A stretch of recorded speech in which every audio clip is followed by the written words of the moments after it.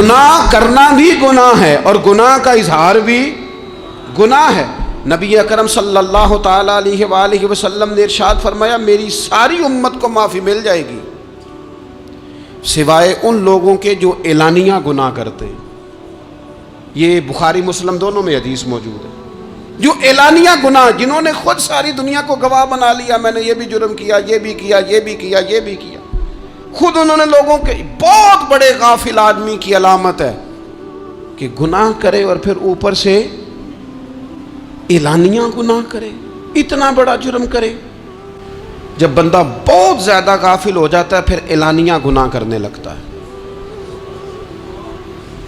ایک گناہ، پھر اس کا اظہار گناہ۔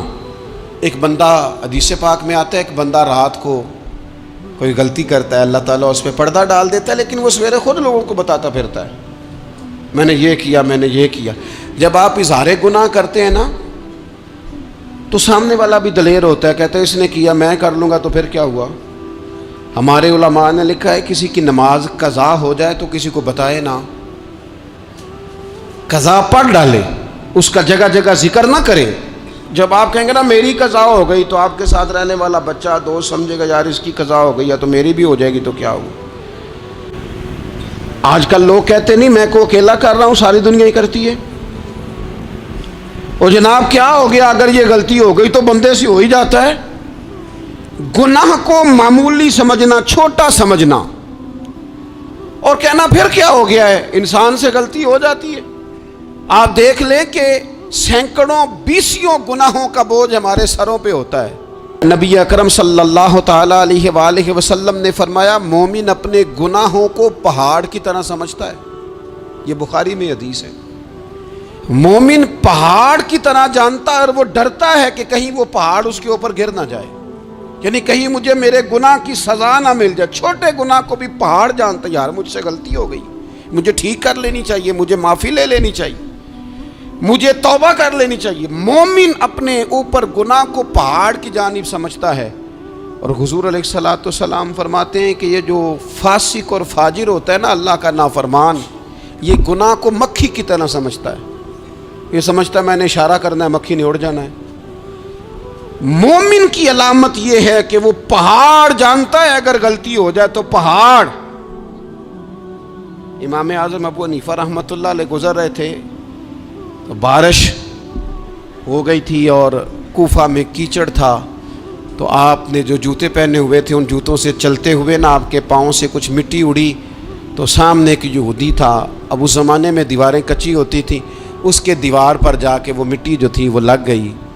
اب امام صاحب بڑے پریشان ہوئے کہ میں نے اس کی دیوار کو آلودہ کر دیا۔ یہاں تو لوگ اپنی اینٹیں رکھتے رکھتے کئیوں کی دیواریں توڑ ہی دیتے ہیں، اور پھر وہ اس پر ماننے کو بھی تیار نہیں ہوتے، تسلیم کرنے کو بھی تیار نہیں ہوتے۔ وہ کہتے ہیں پھر کیا ہو گیا، اب ہمارا یہاں گھر ہے تو ہم نے ٹرالی منگوانی نہیں تھی، ہمارا حق بنتا تھا۔ امام صاحب کے پیروں سے ذرا کیچڑ اڑا، یہودی کی دیوار پہ لگا، اس کی کچی دیوار تھی۔ امام صاحب پریشان ہو گئے، سوچنے لگے کہ اگر میں دیوار سے یہ کیچڑ اتارتا نہیں تو یہ بھی زیادتی ہے، میں نے اس کی دیوار کو گدلا کر دیا، اور اگر میں اتارتا ہوں تو کچھ مٹی اس کی دیوار کی بھی اتر جائے گی، کچی دیوار ہے، یہ بھی زیادتی ہے۔ مومن گناہ کو پہاڑ کی طرح سمجھتا ہے کہ کہیں گر نہ جائے، اس کی بھی کہیں سزا نہ مل جائے۔ امام صاحب نے اس کے دروازے پہ دستک دی، وہ باہر آیا تو اتفاق سے وہ آپ کا مقروض بھی تھا، اس نے پیسے دینے تھے۔ باہر نکلتے ہی کہنے لگا اوہو آپ تو قرض لینے آ گئے، میرے پاس تو ابھی گنجائش نہیں ادا کرنے کی۔ تو امام صاحب کہنے لگے تو قرض چھوڑ، وہ میں نے معاف کیا، میرے سے ایک غلطی ہو گئی ہے۔ میں آ رہا تھا، لکڑی کے جوتے اس زمانے میں کھڑاؤں لوگوں نے پہنے ہوتے تھے، کہا وہ میرے پیروں سے ذرا کیچڑ اڑا ہے، تیری دیوار پہ لگ گیا ہے۔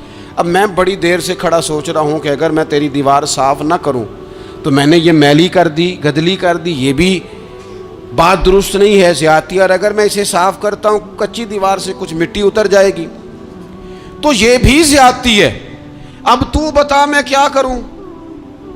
تو بے موسمہ پھل تھا نا یہ، تو بے موسمہ پھل دیکھ کے بندہ حیران ہو جاتا ہے، جو باتیں روٹین میں نہ ہو رہی ہوں وہ ذرا انوکھی لگتی ہے، بندہ حیران ہو گیا، غور سے امام صاحب کا چہرہ دیکھنے لگا، غور سے چہرہ دیکھنے لگا۔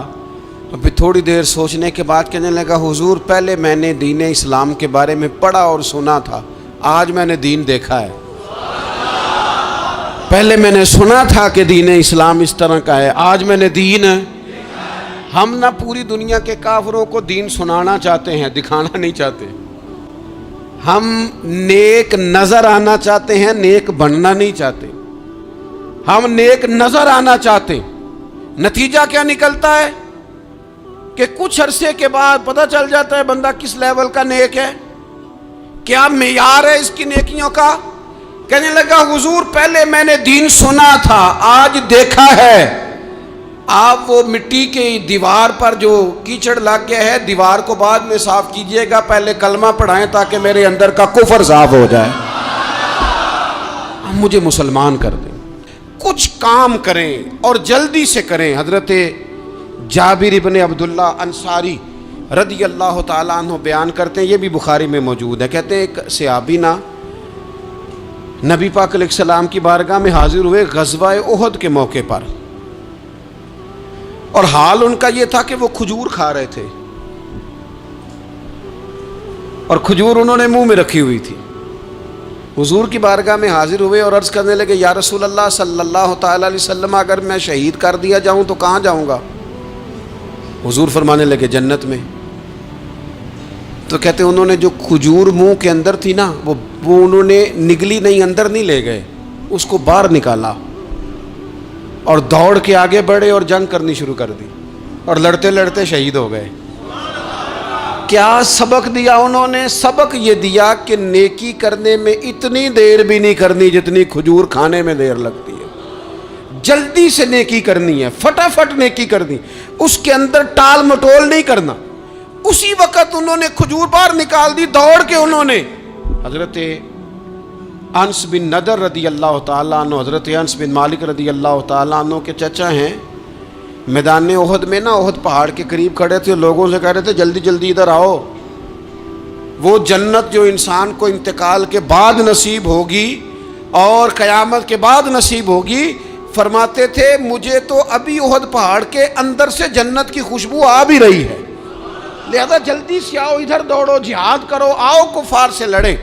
تو نیکی میں دیر نہیں کرنی، جو نیکی میسر آتی ہے، جس کو میسر، ماں باپ میسر ہیں تو خدمت کر لیں، اہل خانہ ہیں تو حسن سلوک کر لیں، اللہ نے اولاد دی ہے تو اچھی تربیت کر لیں، دوست ہیں تو خیر خواہی کر لیں، اگر آپ کو اللہ رمضان عطا کرتا ہے تو زیادہ سے زیادہ اس کی عبادت کر لیں، اگر نظر ٹھیک ہے تو تلاوت زیادہ سے زیادہ کر لیں، زبان چلتی ہے تو رج رج کے مدینے والے محبوب پہ درود و سلام پڑھ لیں، اللہ تعالیٰ کا ذکر کر لیں، جلدی سے خیر جمع کریں، اپنے وقت کو ضائع نہ کریں۔ یہ آج کا سبق ہے۔ ایک تو ہم نے فیصلہ کرنا ہے کہ بس غفلت نہیں، اب غفلت، اب انشاءاللہ اللہ اللہ کرنی ہے، اب کوئی خیر کا کام کرنا ہے۔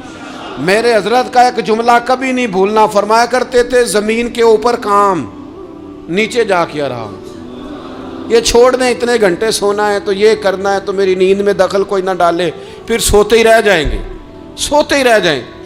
زمین کے اوپر کام اور نیچے جا کے جاگنا ہے، جاگ لے افلاک کے سائے تلے، پھر حشر تک سوتا رہے گا خاک کے سائے تلے۔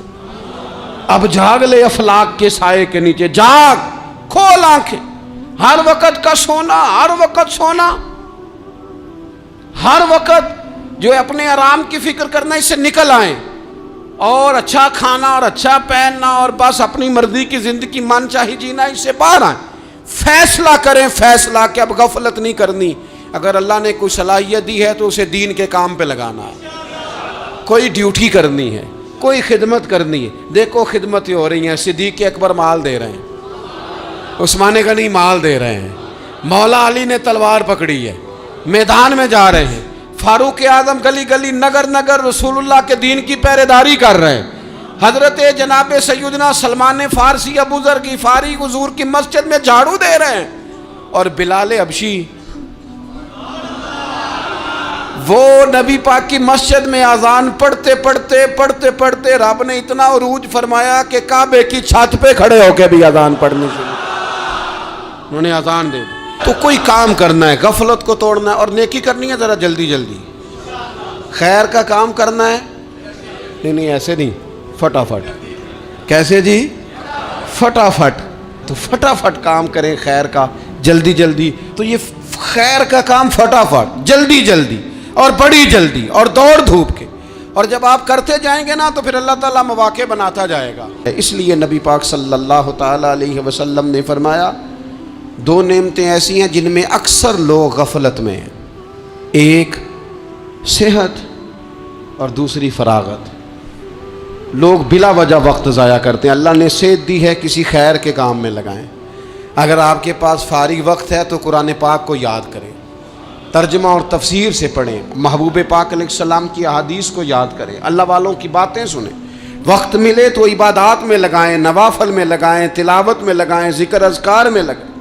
اور پھر اللہ مزید توفیق عطا کرے تو کسی کے بھلے میں وقت لگائیں. گلی سے کوئی کانٹا اٹھائیں، کوئی روڑا اٹھائیں، کوئی کسی کی مدد کریں. لیکن یہ غافل ہونے کی علامت ہے کہ اپنے وقت کو ضائع کرنا. اور پھر اسی طرح غفلت کی 5ویں علامت یہ ہے کہ اگر بندے کو دنیا سے پورا پیار ہو جائے، یعنی شب قدر میں بھی آ کے کہتا ہے یا اللہ کبھی پیسے دے دینا، شب برات والے دن بھی کہتا ہے کہ مالک اگر کبھی کوئی ایسا سبب لگ جائے نا، یعنی بیت اللہ شریف کے سامنے کھڑے ہو کے بھی اگر اس نے مال ہی مانگنا ہے، وہاں بھی اس نے یہی سوال کرنا ہے، حب پہ دنیا اتنی غالب آ جائے. تو یہ غافل ہونے کی علامت. دنیا ضرورت ہے، مقصد نہیں ہے. دنیا کی حاجت ہے، مقصد نہیں ہے. یہ مقصود نہیں. اور جب لوگ فقط دنیا کے مال کو، دولت کو، نبی پاک علیہ السلام نے فرمایا وہ لعنتی ہے جو درہم اور دینار کا بندہ بن گیا ہے، پیسوں کا بندہ بن گیا ہے. مل جائے تو خوش ہوتا ہے، نہ ملے تو تکلیف میں آ جاتا ہے. یہ غافل بندے کی علامت. مومن تو وہ ہوتا ہے کہ دولت رزق حلال ضرور کماتا ہے تاکہ کسی کے آگے ہاتھ نہ پھیلانا پڑے، کوشش ضرور کرتا ہے، پر دنیا کو جیب میں جگہ دیتا ہے، دل میں نہیں دیتا. اس کی جگہ جہاں ہے اسے وہاں رکھتا ہے، اسے دل میں جگہ. دل تو ایک ہے، اس میں رب و رسول کو بسائیں گے یا کسی اور کو بسائیں گے. تو حب دنیا یہ غافل ہونے کی بہت بڑی علامت ہے. پھر اسی طرح جو بندہ رب کریم کو جانتا نہیں نا، وہ بھی غافل ہو جاتا ہے. ایک تو جو یہ نہیں نہ جانتا کہ رب کریم سزا دے گا، وہ مجھے دیکھ رہا ہے، اسے نہ اونگ آتی ہے نہ نیند آتی ہے. جو اس کی معرفت نہیں رکھتا کہ میرا رب ہر وقت مجھے دیکھ رہا ہے، وہ بھی غافل ہو جاتا ہے. جسے پتہ ہونا کہ مجھے دیکھ رہا ہے وہ غافل نہیں ہوتا. اور جو یہ سمجھ لیتا ہے نا کہ شاید معاذ اللہ ثم، اس یقین کو پکا نہیں کرتا، وہ غافل ہو جاتا ہے.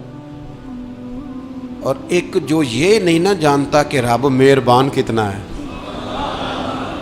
وہ بھی غافل ہو جاتا ہے. مجھے بتائیے سب سے زیادہ تو بندہ اس کے دروازے پہ جاتا ہے نا جو سب سے زیادہ مہربانی کرنے والا ہو. اس دروازے سے بندہ اٹھتا ہی نہیں. تو جس کو یہ یقین ہو جائے نا سب سے زیادہ کرم فرمانے والی ذات اللہ رسول کی ہے، وہ کبھی رب رسول سے غافل نہیں ہوتا. وہ کبھی اللہ رسول کا دروازہ چھوڑ کے نہیں جاتا. وہ کبھی کسی اور جگہ جا کے پناہ تلاش نہیں کرتا. جسے پتہ چل جائے نا وہ کریم کتنا ہے، مہربان کتنا ہے. ملا رومی رحمت اللہ علیہ فرماتے ہیں بہت بڑا مجرم تھا ایک بندہ، بہت بڑا گناہگار تھا، بت کو پوجتا تھا، تھک گیا، ساری رات بت کے سامنے کھڑا تھا، معاذ اللہ یا صنم یا صنم یا صنم کہتے، تھک گیا، نیند آ گئی، اونگ آ گئی. جب پوری طرح نیند آ گئی اور دماغ پہ نیند قبضہ کرنے لگی تو اس کے منہ سے نکل گیا، صنم صنم کہہ رہا تھا نا، نکل گیا یا صمد، او بے نیاز مالک. رب کریم نے فرشتوں سے فرمایا دوڑ کے جاؤ، جو کہتا ہے اسے دے دو. فرشتے کہنے لگے مالک تو بت کو پکار رہا تھا، اس نے تو غلطی سے نام لیا ہے. فرمایا مجھے نہیں پتا، لیکن دیکھو نا اس نے مجھے پکارا تو ہے نا. کتنی دیر سے جھوٹے کو پکار رہا تھا، اس کا معاملہ حل نہیں ہوا. اب اگر سچے کو پکارنے پہ بھی حل نہ ہوا تو فرق کیا رہ جائے گا. دے دو جو مانگتا ہے، دے دو. میرے دوست گر پتہ چل جائے وہ کریم کتنا ہے، وہ مہربان کتنا ہے، میرے رسول پاک علیہ الصلوۃ والسلام نے تو فرمایا تیری آنکھ سے اگر اس کے خوف سے اتنا آنسو بھی نکل گیا جتنا مچھر کا پر ہوتا ہے، تو جس طرح بھینس کے تھنوں سے نکلا ہوا دودھ واپس تھنوں میں نہیں نہ جاتا، جو اتنا بھی روئے نہ روئے اللہ کے خوف سے، وہ بندہ دوزخ میں نہیں جائے گا۔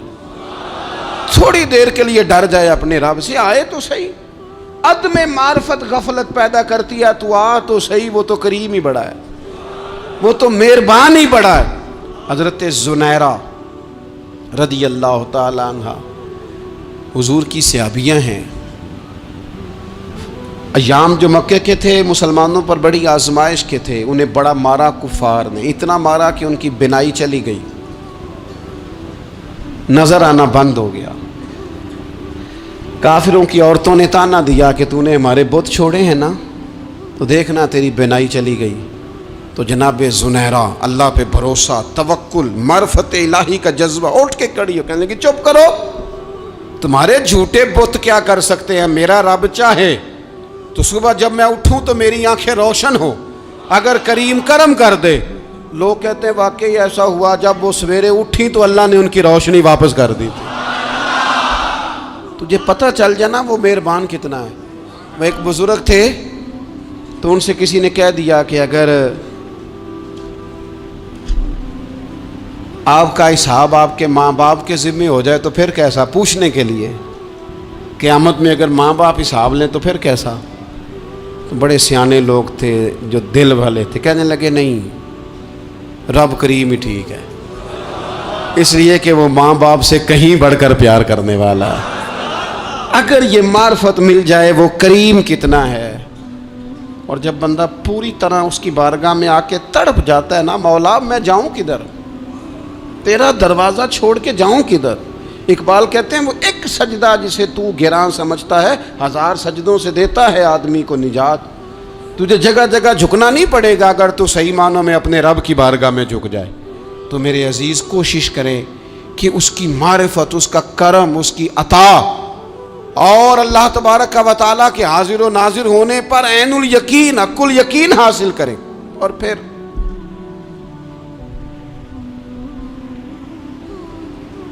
آٹھویں بات یہ ہے کہ غافل لوگوں کی صحبت بھی بندے کو غافل کر دیتی ہے۔ غافلوں کی صحبت میں نہ بیٹھیں، ان کی صحبت میں بیٹھیں جن کے پاس بیٹھنے سے دل میں رب رسول کی محبت پیدا ہوتی ہے۔ غافلوں سے بچیں۔ چنگیاں دے لڑ لگی ساں تے چولی چ پھل پئے، تے جدوں میں پیڑیاں دے سنگ رل گئی تے میرے اگلے بھی ڈول گئے۔ برے آدمی کی صحبت بندے کو غافل کر دیتی۔ غافلوں کی صحبت میں کبھی نہ بیٹھے، کبھی نہیں۔ غافل آدمی آپ کو غافل کر دے گا۔ میرے نبی پاک علیہ الصلوۃ والسلام نے فرمایا انسان اپنے دوست کے مذہب پر ہوتا ہے۔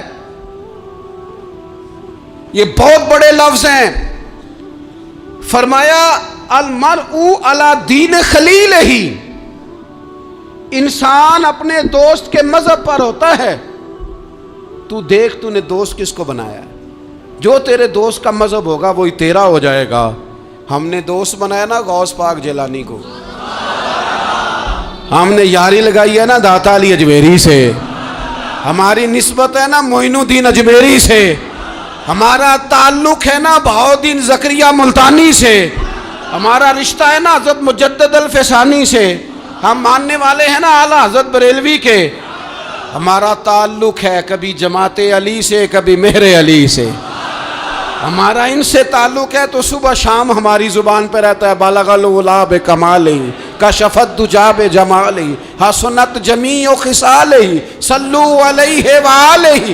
ان سے تعلق جڑا ہے نا تو کئی دفعہ تنہائیاں تڑپا دیتی ہیں اور تڑپ کے کہتے ہیں اج سکھ متران دی ودیری، اج سکھ متران دی، سکھ کہتے ہیں اڈیق کو، متر کہتے ہیں محبوب کو، اج سکھ متران دی ودھیری ہے، اے کیوں دلڑی اداس گھنیری ہے، لوں لوں وچ شوق چنگیری ہے، اج نینا لائیاں کیوں جھڑیاں، سبحان اللہ سبحان اللہ سبحان اللہ. پہلے کہتے ہیں سکھ متراں دی ودھیری ہے یعنی اداس ہوں, پھر حضور کے جلووں پہ نظر کرتے ہیں, کہتے ہیں سبحان اللہ سبحان اللہ, ماں اجملا کا, ماں احسانہ کا, ماں اکمالہ کا, اور پھر فوراً کہنے لگے او کتھے مہر علی,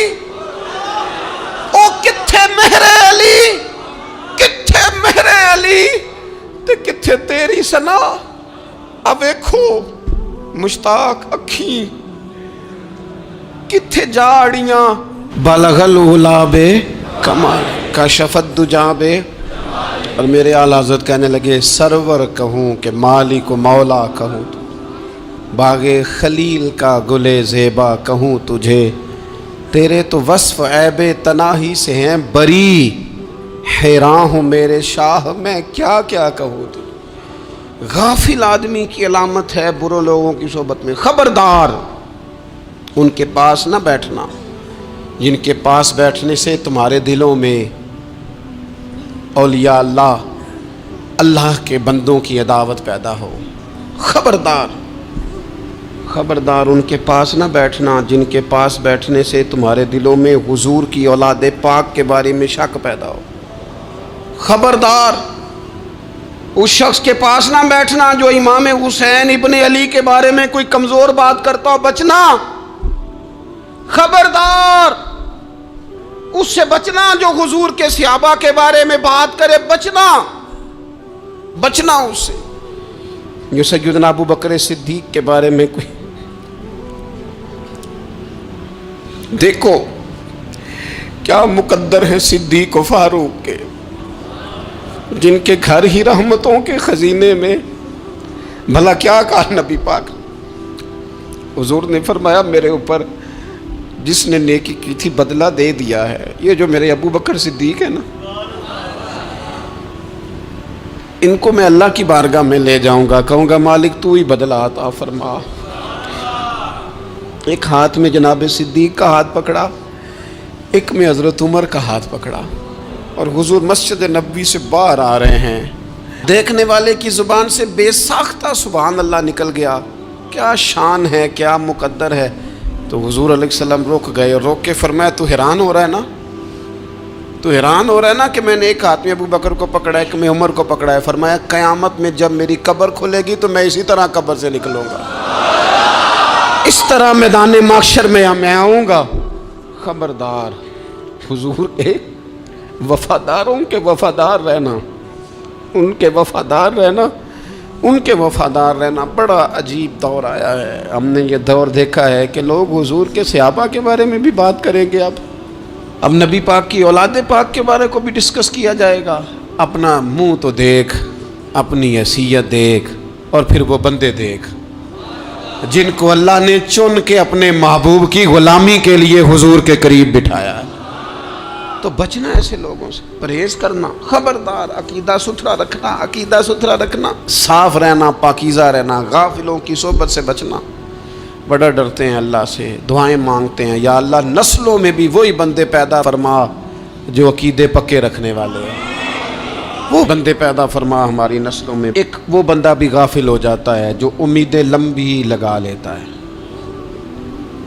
جن کے منصوبوں میں دولت بھی ہوتی ہے, گھر بھی ہوتا ہے, اولاد کا بڑا ہونا بھی ہوتا ہے, پوتے پوتیاں نواسے نواسیاں دیکھنا بھی ہوتا ہے, یہاں بھی گھر وہاں بھی گھر, یہ سیر, یہ سارا کچھ ہوتا ہے. لیکن رب کی بارگاہ میں پیش ہونا جن کے پیش نظر نہیں ہوتا. لمبی امیدیں. حضرت مولا علی شیر خدا فرمایا کرتے تھے میں تم پر دو باتوں کا خوف کھاتا ہوں, جو ڈر آتا ہے. ایک یہ کہ تم خواہش کی پیروی کرو گے, جو نفس کی خواہش ہوگی اس کے پیچھے لگ جاؤ گے, اور ایک تم لمبی لمبی امیدیں باندھو گے. اتنے سال جینا ہے, اتنے 100 سال جینا, یہ کرنا ہے, وہ کرنا.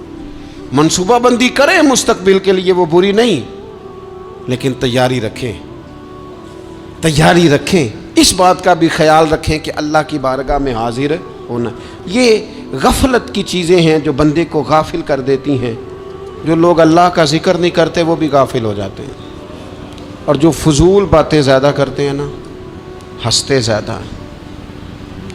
فَلْيَضْحَكُوا قَلِيلًا وَلْيَبْكُوا كَثِيرًا. قرآن کہتا ہے زیادہ رویا کرو, کم ہنسا کرو۔ نبی پاک علیہ الصلوۃ والسلام سے پوچھا تھا حضرت عقبہ بن عامر نے کہ یا رسول اللہ نجات کس چیز میں ہے؟ تو نبی پاک علیہ الصلوۃ والسلام نے فرمایا ایک تو اپنی زبان قابو میں رکھو، دوسرا فرمایا اپنے گھر میں ٹھہرے رہو، تمہارا گھر تمہارے لیے کافی ہو، فضول نہ نکلو گھر سے، اور تیسرا فرمایا اپنی خطاؤں پہ رویا کرو۔ کثرت کلام اور فضول کلام اور بلا وجہ یہ بندے کو غافل کرتا ہے، دل کو سخت کرتا ہے۔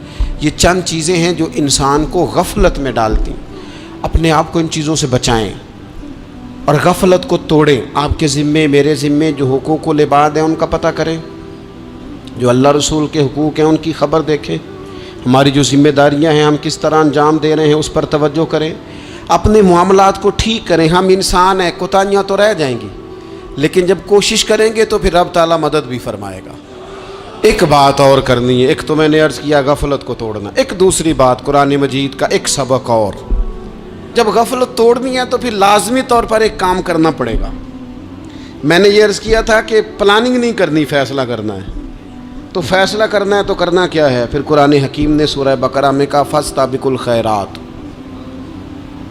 یعنی تم نیکیوں کی طرف دوڑو، جلدی جلدی نیکیاں کرو، فٹافٹ، دیر نہ کرو۔ فٹافٹ سے مراد یہ نہیں کہ نیکی جلدی جلدی کر جاؤ، یعنی ٹال مٹول نہ کرو خیر کے کام میں، کل کریں گے، پرسوں کریں گے، عمرہ کر رہے ہیں پھر نیکی ہیں، حج کر رہے ہیں پھر نیکی ہیں، بچے بیال ہوں پھر میں نیک ہوں، یہ تھوڑا سا یہ کام ٹال مٹ، فاستبقوا الخیرات، نیکیوں کی طرف دوڑو، جلدی کرو، بھاگو۔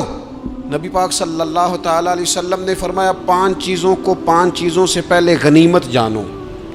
حضور علیہ الصلوۃ والسلام فرمانے لگے ایک تو تم جوانی کو نہ بڑھاپا آنے سے پہلے پہلے غنیمت سمجھ لو۔ نبی کریم صلی اللہ تعالیٰ علیہ وآلہ وسلم ارشاد فرمانے لگے کہ اپنی صحت کو غنیمت جان لو بیماری آنے سے پہلے پہلے۔ پھر حضور علیہ الصلوۃ والسلام فرمانے لگے اگر اللہ نے تمہیں مال دیا ہے، وسعت دی ہے، تو نیکی کر لو، خرچ کر لو اللہ کے راستے میں، خدا نہ خواستہ تم پر غریبی آ جائے۔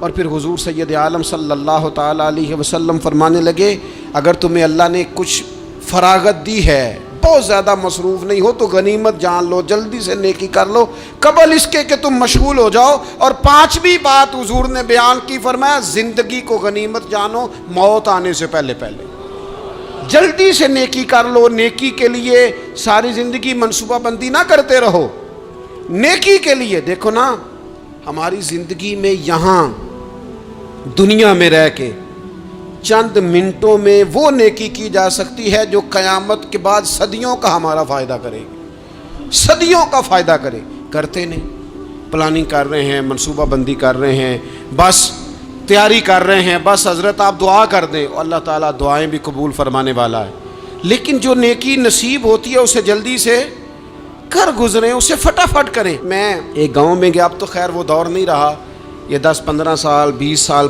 پہلے نا جو نوجوانوں کی مصروفیات ہوتی تھیں ان میں سے ایک مصروفیت یہ ہوتی تھی کہ گندم لے کے چکی پہ جانا ہے، آٹا پسوا کے لانا ہے۔ یہ ایک بڑی، چونکہ سبھی گھروں کے اندر سال کے لیے گندم سٹاک کر لی جاتی تھی، تو گندم لے کے جانا یہ ایک ڈیوٹی ہوتی تھی۔ ایک نوجوان ایک گاؤں میں اس کی مجھے تعریف سننے کو ملی، تو ایک بوڑھی اماں کہنے لگی یہ تو بڑا نصیباں والا ہے، سارے اندر آٹا پیا لے ہوندا ہے، اور آتے جاتے پوچھ لیتا ہے کہ اماں کوئی، کہنے لگی میرے بچے باہر ہوتے ہیں، یہ مجھے دوائی بھی لا دیتا ہے شوگر کی، میں مریضہ ہوں۔ یعنی خیر جتنی ہو سکے، جتنی۔ میرے ایک سنگی ہیں تو سڑک پہ کوئی بندہ کھڑا ہوتا ہے نا، اللہ تعالیٰ انہیں سلامت رکھے، بندہ کھڑا ہوتا ہے تو کہتے ہیں میں اس سے پوچھ لیتا ہوں بابا جی کدھر جانا ہے، فلانی جگہ جانا ہے، تو کہتے ہیں میں موٹر سائیکل پہ بٹھا لیتا ہوں۔ بندہ دیکھ کے مجھے سمجھ آ جاتی ہے ضرورت مند ہے، کوئی چور نہیں، کوئی ڈاکو نہیں، ضرورت مند ہے، میں اسے منزل تک، نیکی جتنی میسر آئے، جس حد تک میسر آئے۔ کیا کہا ہمارے نبی پاک علیہ السلام نے؟ حضور نے ہم سے فرمایا کچھ نہ ہو سکے تو بات ہی مسکرا کے کر لینا، اس پر ہی اللہ صدقے کا ثواب عطا کر۔ فاستبقوا الخیرات، جلدی سے نیکی کر لو، اپنے نامہ اعمال میں روز نیکیاں جمع کرو، کوئی نہ کوئی خیر کا کام روز کرو اور جلدی سے کرو۔ صحیح مسلم میں حدیث ہے، نبی پاک صلی اللہ تعالیٰ علیہ وسلم فرمانے لگے جلدی جلدی نیکی کے کام کر لو، ان فتنوں سے پہلے جو اندھیری رات کے حصوں کی طرح فتنے ہوں گے۔ فرمایا اس وقت حال یہ ہوگا کہ آدمی صبح مومن ہوگا، شام کو کافر ہو جائے گا، شام کو مومن ہوگا تو صبح کافر ہو جائے گا۔ اور فرمایا لوگ دنیا کے بدلے اپنا دین تک بیچ ڈالیں گے۔ معاذ اللہ جھوٹی قسمیں نہیں کھائی جاتی، جھوٹا قرآن مجید نہیں لوگ اٹھا لیتے، لوگ دنیا کے لیے دین بیچ ڈالیں گے۔ اس سے پہلے جب فتنے اتنے زیادہ ہو جائیں، اس سے پہلے نیکی کر لو، کوئی خیر کا کام کر لو، جلدی سے کچھ ایسا کر لو۔ حضرت عقبہ بن حارث رضی اللہ تعالیٰ عنہ فرماتے ہیں، یہ دیکھیں ہمارے نبی پاک علیہ السلام کی سیرت کیا ہے، حضور کا اسوہ کیا ہے، نبی پاک علیہ السلام ہماری تربیت کس طرح کرتے ہیں۔ حضرت عقبہ بن حارث رضی اللہ تعالیٰ عنہ کہتے ہیں ہم نے نبی پاک علیہ السلام کے ساتھ عصر کی نماز پڑھی، یہ صحیح بخاری میں موجود ہے۔ فرماتے حضور سلام پھیرتے ہی فوراً اٹھ کے گھر تشریف لے گئے۔ یہ ہمارے لیے انوکھی بات تھی، غیر متوقع تھی، پہلے کبھی ایسا ہوا نہیں۔ سلام پھیرا نماز کا، حضور جلدی سے تشریف لے گئے۔ اب ہم حیران تھے اور حیرت انگیز طور پر حیران تھے کہ کریم اتنی جلدی تشریف لے گئے۔ تھوڑی دیر ہوئی حضور واپس آ گئے تو محبوب پاک علیہ السلام فرمانے لگے گھر میں ایک چھوٹی سی ڈلی، ایک چھوٹا سا ٹکڑا سونے کا پڑا تھا، مال آیا تھا سارا صدقہ کر دیا، وہ تھوڑا سا پڑا تھا، اچانک مجھے یاد آیا وہ تو پڑا رہ گیا۔ تو حضور فرمانے لگے میں نے کہا کہیں ایسا نہ ہو جائے کہ ساری رات گزر جائے اور میرے گھر میں پڑا ہی رہ جائے، میں جلدی سے جا کے اسے خیرات کر دوں۔ میں نے خیرات کیا، پھر میں واپس آ گیا ہوں۔ جلدی سے نیکی، جلدی سے نیکی کر لی جائے۔ ہم بڑا انتظار کر رہے ہیں، بڑا لمبا ہمارا پروگرام ہے، ہمارے پاس ٹائم ہی بڑا ہے، کسی نے کان میں کہہ دیا ہے تیرے پاس بڑا وقت ہے، ابھی تو بڑی عمر پڑی ہے، ابھی تو جناب او میرے بھائی یہ لوگوں کے کہنے کی باتیں ہیں، پھر پتہ ہی نہیں چلتا حالات کس طرح کے ہو جاتے ہیں اور کیا معاملات انسان کے ساتھ درپیش ہوتے ہیں۔ جتنی خیر میسر آئے، جتنا بھلا میسر آئے، جتنی انسان کو توفیق ملے۔ میں نے بزرگوں کو دیکھا، اپنے اصحاب کو، پہلے وہ خدام سے کہتے کہ میں سونے لگا ہوں اور پابند کرتے لوگوں کو کہ فلاں وقت، بزرگوں کو میں نے دیکھا اپنے، وہ پابند کرتے لوگوں کو کہ فلاں وقت میں موجود ہوں گا آنا، خود پابند فرماتے، اور پھر جب بیدار ہوتے تو سب سے پہلے خدام کو بلا کے پوچھتے کوئی مہمان تو نہیں آیا؟ وہ جناب آپ نے خود ہی تو پابند فرمایا فلاں دن آنا۔ کہنے لگے چل یار اگر کوئی آیا تو مجھے ملا لو، میری ملاقات کرا لو۔ کیوں؟ اس لیے کہ دور سے آیا ہے، مجھ سے ملنے آیا ہے، کوئی خیر کی بات سیکھنے آیا، چلو میرے نام اعمال میں کوئی نیکی جائے گی، کچھ نہ کچھ خیر جمع کر لی جائے، کچھ نہ کچھ ڈیوٹی کر لی جائے۔ دو باتیں آج آپ نے لے کے جانی ہیں گھر، یہی لنگر ہے، یہی آپ کے لیے دعا ہے، یہی ہمارے بزرگوں کا فیض ہے، یہی نصیحت ہے کہ آپ نے یہ دو باتیں لے کے جانی ہیں۔ غفلت توڑ دینی ہے، فیصلہ کرنا ہے کہ آج کے بعد غافل نہیں ہونا، اور دوسری یہ بات لے کے جانی ہے کہ نیکی جلدی فٹافٹ فیصلہ، فٹافٹ نیکی، ایک کر کے پھر انشاءاللہ دوسری کر کے پھر انشاءاللہ تیسری کر کے پھر انشاءاللہ چوتھی، یہ شروع کرنی ہے، اور آپ دیکھیں گے اللہ تعالیٰ مہربانی فرمائے گا، مدد کرے گا۔